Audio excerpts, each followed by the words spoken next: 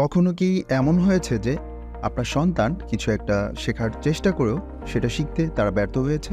এটার কারণে তাদের মানসিকতার উপর একটা খারাপ প্রভাব পড়তে পারে। তাদেরও মনে হতে পারে যে তারা মেধাবী নয়। আর অভিভাবক হিসেবে আপনিও এই নিয়ে হতাশায় ভুগতে পারেন। এই যে চেষ্টা করেও শিখতে না পারাটা, এটা আসলে আপনার সন্তানের কিংবা শিক্ষকদের সমস্যা না। এটা আমাদের প্রচলিত শেখার পদ্ধতির ব্যর্থতা। আমাদের সন্তানেরা স্কুলে যায়, লাগাতার ক্লাস ও নিয়মমাফিক পরীক্ষার মাধ্যমে তারা একের পর এক ক্লাসে উত্তীর্ণ হয়। এভাবে নতুন নতুন ক্লাসে উত্তীর্ণ হলেও তাদের অনেক কিছুই অজানা থেকে যায়। তারা হয়তো প্রি আলজেব্রাতে দুর্বল ছিল, এই দুর্বলতাটা না কাটিয়েই তারা আলজেব্রা শুরু করে দেয়। এভাবে তাদের মধ্যে একটি গ্যাপের সৃষ্টি হয়।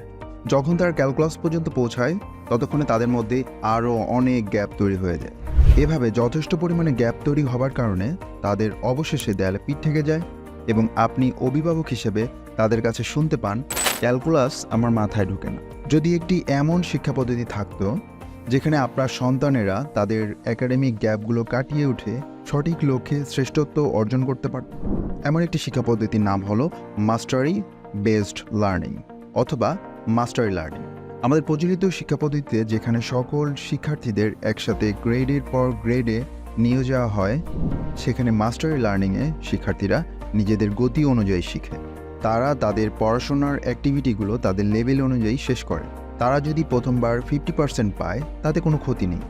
লক্ষ্যে পৌঁছানোর জন্য তারা যতবার প্রয়োজন ততবার চেষ্টা করার সুযোগ পায়। তারা তাদের পড়ার মাঝে তাদের প্রয়োজন অনুসারে শিক্ষকদের নিকট তাদের ফিডব্যাক এবং সাহায্য পায়। শিক্ষকরা তাদের অগ্রগতি অনুধাবন করতে পারে, কোনো গ্যাপ থাকলে সেগুলো খুঁজে বের করে এবং 1-to-1 অ্যাটেনশন দিয়ে থাকে। এই শিক্ষা পদ্ধতি আপনার সন্তানকে লক্ষ্যে পৌঁছার এবং সঠিক দক্ষতা অর্জনের জন্য নিশ্চয়তা প্রদান করে। মাস্টারি লার্নিং 10 বছরেরও বেশি সময় ধরে গবেষণায় কার্যকর শিক্ষা পদ্ধতি হিসেবে প্রমাণিত হয়েছে। ভিডিওটি ভালো লাগলে অবশ্যই শেয়ার করবেন, আর আপনার কোনো পরামর্শ থাকলে অবশ্যই আমাদের কমেন্টে জানাতে পারেন। ধন্যবাদ।